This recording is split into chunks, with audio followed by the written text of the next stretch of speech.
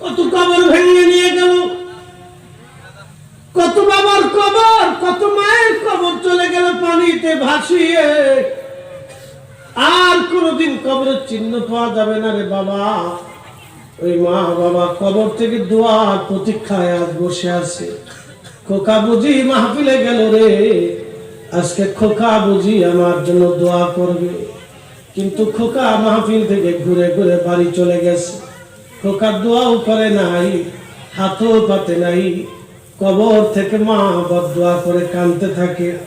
এই খোকার মতো নাফরমান বেঈমান আল্লাহ দুনিয়া তার একটাও নাই। কুত্তারে যদি আপনি খাওয়ান,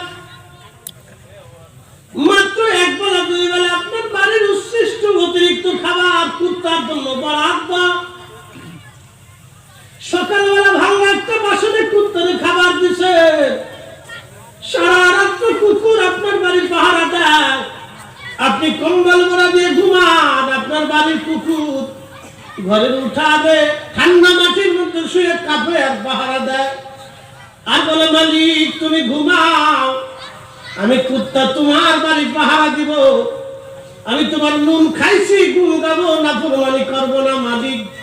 ও মালিক তুমি ঘুমাও, সকালবেলা পচা গলা যাই দাও, আমি কুত্তা নাফরমানি করবো না। এই কুকুর নাফরমানি করে না, কিন্তু আপনি 40 বছর একটা সন্তান লালন পালন করলেন, বাবার মাথার গাম পায়ে ফেলাইয়া রক্ত পানি করে সন্তানকে মানুষ বানায়, সন্তানকে বাবা বড় বানায়। মা অনেক কষ্ট করে সন্তানের জন্য, অনেক মেহনত করে সন্তানের জন্য বাড়ি গাড়ি সুন্দর করে সাজাইয়া সংসার সাজায়। মা ছেলে বিয়ে করলো, নাতি পুতি হলো, মার মনে অনেক বড় আশা, নাতি পুতি নিয়ে একসাথে থাকবো, সংসার হবে আমার সুখে। কিন্তু ছেলে চলে গেল, বাবা ছেড়ে, মা ছেড়ে চলে গেল, বাজানো ওই ছেলের মতো নাফরমান আল্লাহর দুনিয়াতে আর একটাও হতে পারে না। কথা কোন ঠিক কিনা? ও কুত্তা সেতো খারাপ, ও কুকুরের চাইতে নিকৃষ্ট, মানুষ হতে পারে না। আমি নবী না মানিলাম, কি যে ভুল করিলাম, ভস্মে ঢালিলাম ঘি। মানুষ হইয়া ভবেতে আসিয়া